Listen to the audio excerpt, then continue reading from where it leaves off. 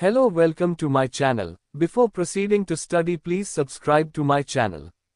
Today, we will explore the fascinating world of cloud computing. We'll dive into key concepts like administering and monitoring cloud services, benefits and limitations, study of a hypervisor. Let's get started. Slide 1. Administering cloud services. 1. Definition. Cloud administration involves managing and configuring resources like servers, storage, and applications in the cloud. Think of it as managing your own IT setup, but in a virtual space provided by companies like AWS or Microsoft Azure. 2. Resource allocation. When workloads increase, administrators ensure resources like CPU or memory are dynamically added or removed. This prevents wastage and keeps costs under control. Example: allocating extra virtual machines during a sale on an e-commerce platform. 3. Access control. Admins control who gets to use which services and at what level. Role-based access is common here to ensure security. 4. Data management. This includes managing backups, organizing storage, and planning for recovery in case of disasters. 5. Scalability. The ability to scale resources up or down is essential. Cloud platforms provide tools for auto-scaling based on real-time demand. 6. Service deployment. Deploying applications becomes faster and easier because admins can use pre-built templates or containerized setups like Docker. 7. Performance optimization. Tools and strategies are used to reduce latency and ensure high-speed performance of applications. Slide 2. Monitoring cloud services. 1. Definition. Monitoring cloud services is about observing and analyzing the performance, security, and usage of resources to ensure everything works smoothly. Think of it as a health check for the cloud environment. 2. Performance metrics. Metrics like CPU usage and network performance are monitored to avoid overloading resources or experiencing downtime. Example: using AWS CloudWatch to see if an application is slowing down due to high traffic.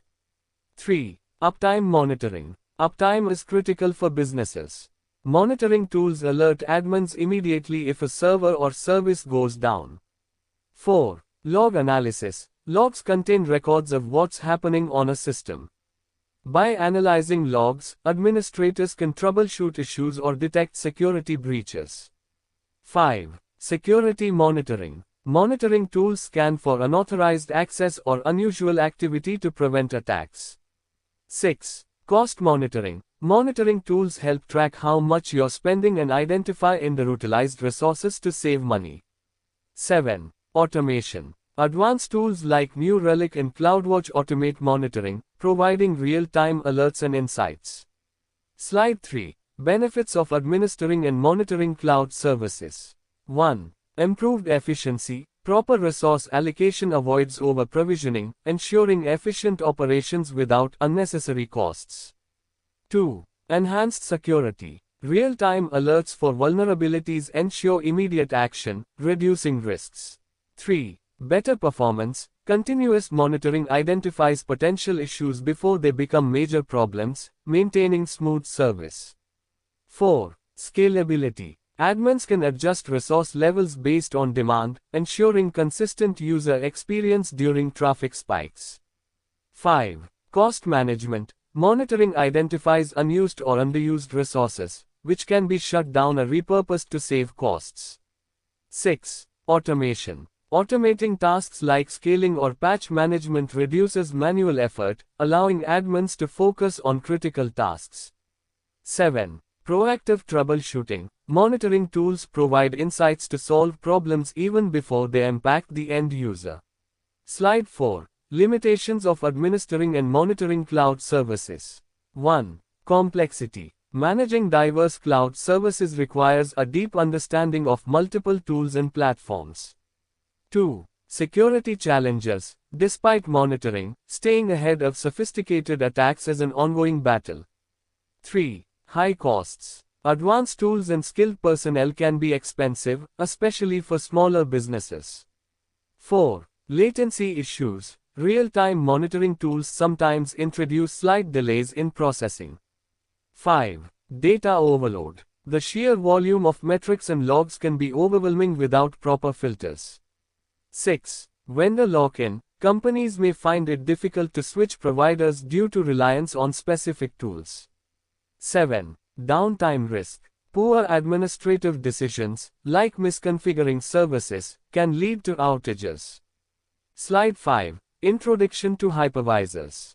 1. Definition. A hypervisor is software that allows multiple virtual machines, VMs, to run on a single physical server. It creates a layer of virtualization, enabling efficient resource usage. 2. Types. Type 1. Bare metal hypervisors like VMware SC run directly on hardware, offering better performance. Type 2. Hosted hypervisors like VirtualBox run on an existing OS, easier for smaller setups. 3. Virtualization. Hypervisors allow running multiple OS instances independently on one machine. 4. Resource allocation. Hypervisors distribute CPU, memory, and storage among VMs based on their requirements. 5. Isolation. Each VM operates in its own isolated environment, enhancing security. Example: a test environment running alongside a production environment without interference. Slide 6. Benefits of hypervisors. 1. Resource optimization. A single server hosts multiple systems, maximizing hardware usage. 2. Scalability. Adding new VMs as demand grows is seamless.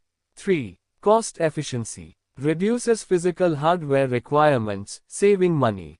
4. Flexibility. Supports multiple OS environments on the same machine. 5. Isolation. A crash in one VM doesn't affect others, ensuring stability.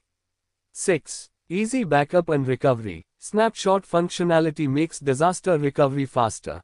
7. Energy efficiency. Less hardware means lower power consumption and reduced environmental impact.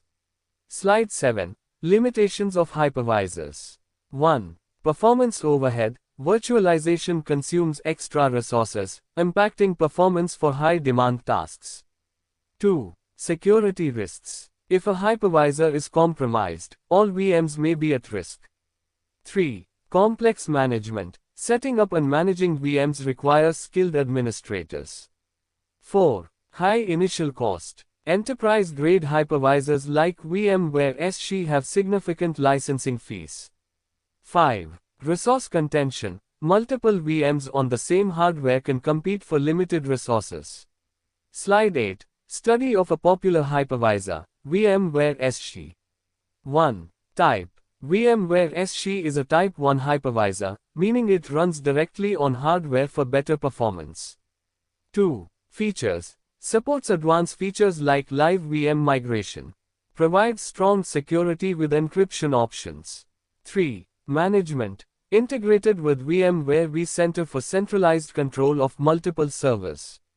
4. Use case. Common in enterprise-level setups for hosting private clouds. 5. Scalability. Can handle hundreds of VMs, making it ideal for large-scale operations. Slide 9. Type 1 hypervisor, bare metal. Now try understanding Type 1 hypervisors, also known as bare metal hypervisors. These are fundamental for large-scale cloud infrastructures. Type 1 hypervisors are designed to operate directly on the physical hardware. They don't require an underlying operating system like Windows or Linux.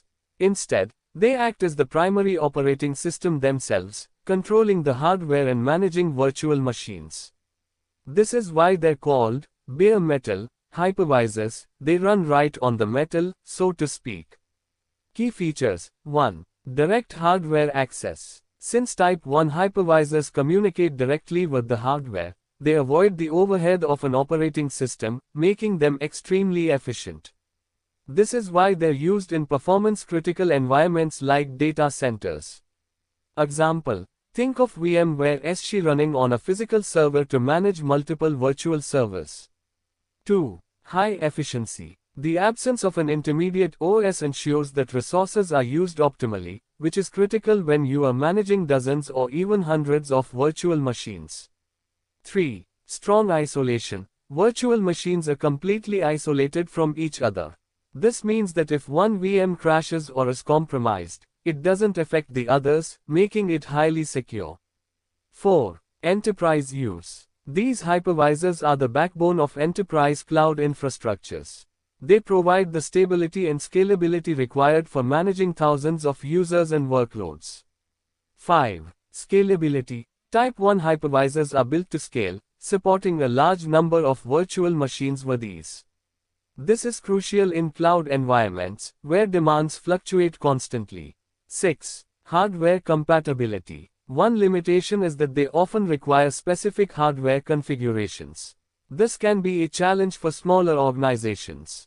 7. Examples. Popular Type 1 hypervisors include VMware SC, which is widely used in data centers, Microsoft Hyper-V, often seen in enterprise setups, and Citrix XenServer, known for its robustness. Significance. Type 1 hypervisors are essential for enterprise environments. Their high performance, scalability, and security make them ideal for running critical applications. Slide 10. Type 2 hypervisor, hosted. Now let's move on to Type 2 hypervisors, also known as hosted hypervisors. These are more commonly used for personal or small-scale purposes. Unlike Type 1 hypervisors, Type 2 hypervisors don't run directly on the hardware. Instead, they function as software applications installed on top of an existing operating system. They rely on the host OS for hardware management and other system-level tasks. Key features. 1. Ease of use. Type 2 hypervisors are incredibly easy to install and use. You can simply download software like VirtualBox or VMware Workstation and start running virtual machines right away. Example. A developer testing a new Linux distribution on a Windows laptop. 2. Host OS dependent. Since they require a host operating system, they're not as efficient as Type 1 hypervisors. There's an extra layer between the hardware and the virtual machines, which can impact performance. 3. Resource overhead. The dependency on a host OS adds some overhead, which makes these hypervisors less suitable for high-performance environments. 4. Flexibility. Despite the overhead, Type 2 hypervisors are incredibly flexible. They allow you to run multiple operating systems simultaneously, making them perfect for testing and development. 5. Cost-effective. Many Type 2 hypervisors are free or low cost, making them accessible for individual users and small organizations. 6. Supports multiple OS. A key advantage is the ability to run different operating systems on a single machine. For example, you could have a Windows host running virtual machines with Linux, macOS, or other operating systems. 7. Examples. Commonly used Type 2 hypervisors include Oracle VirtualBox, which is open source and widely popular among developers, VMware Workstation, which offers advanced features for professional use, and Parallels Desktop, which is specifically designed for macOS users. Significance. Type 2 hypervisors are ideal for development, testing, and small-scale applications. Their ease of use and flexibility make them a favorite among individual users and developers. In summary, both Type 1 and Type 2 hypervisors have their unique advantages and use cases. While Type 1 is essential for large-scale enterprise environments, Type 2 provides a cost-effective and flexible solution for smaller-scale needs.